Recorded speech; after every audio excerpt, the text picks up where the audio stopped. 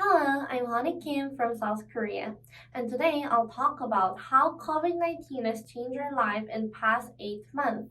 So, COVID-19, which was first known as the Wuhan virus, started from this small city Wuhan in China. Most people thought by then that this whole instance will just pass quickly without mass amount of critical harm, like the viruses like MERS or AI. Some said this virus could be as deadly as the SARS, which was the virus once drove China into a period of chaos full of death. The result? COVID-19 has spread quickly in Korea, United States, Europe, and the other 182 countries, and it took lots of precious lives from our sides in only a few months. Of course, death is the most grave fear and damage for human society. Those who are still surviving and living this crisis is suffering from different matters. Let's imagine COVID-19 is a big green fist that is holding three major strings that could turn this world over. The first string is the economy. The world that we're living right now are intertwined with trade, finance, and personal relations. And with all of them playing their own roles, the economy could stay fluid. The two big strikes that COVID-19 has gave our economy are first, it disrupted the concrete tower of supply and demand.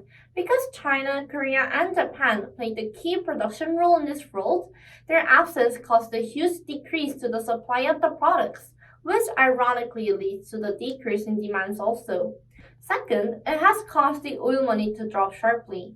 Because the circulation in economy is no longer flexible, the use of oil decreased, and collapsing oil money was an inevitable result. And this affected countries in Middle East Asia and also the US. The next string is business. Because the world's economy is turned over, lots of industries in various fields are forced to get delayed or shut down. For example, since the border gates are closed, the aviation industry and the tourist companies had to drink a bitter cup of compulsory procrastination. The development companies also had to experience a delay in progress because the balance in supply and demand was broken. And for those who have self-ownership, most of them was pushed into a hole of doom, which means bankruptcy, since they have lost most of their customers and workplaces due to the national lockdown. The last string that this deadly virus is holding is people. This virus's fatality is the highest from all the virus that was ever occurred. The number of the infected people and the deaths are unpredictably getting high every moment. But not only it threatens our lives, it made and forced lots of people lose their job fields, and it led to high levels of unemployment. Those who were let out with bare feet would just have to wait a limitless period of time until this whole situation gets settled. It stole rights and freedom from the people and took away the chances to explore new things that year 2020 was about to give us. Because the economy collapsed, the business rumbled, and the people suffered. Then what can be our further counterplans living through COVID-19? Actually, the three strings that I mentioned are closely related, so what we should do is now to braid them into one solid rope.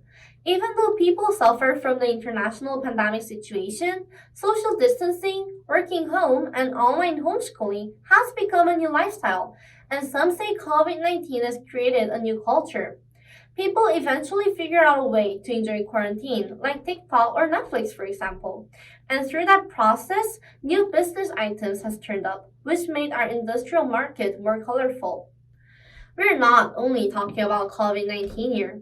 If we cannot eliminate viruses from our future, people should be more creative. Human beings develop through evolution, and COVID-19 has opened up the new era of lifestyle.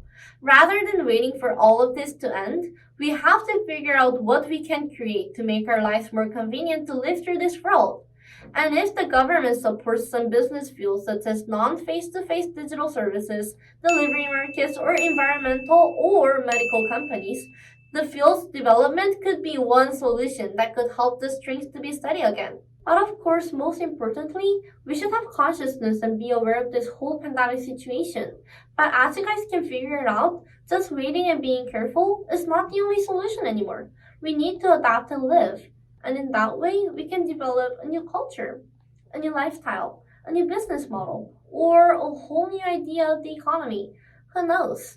We need to be creative. We need to adapt and live. Thank you for listening.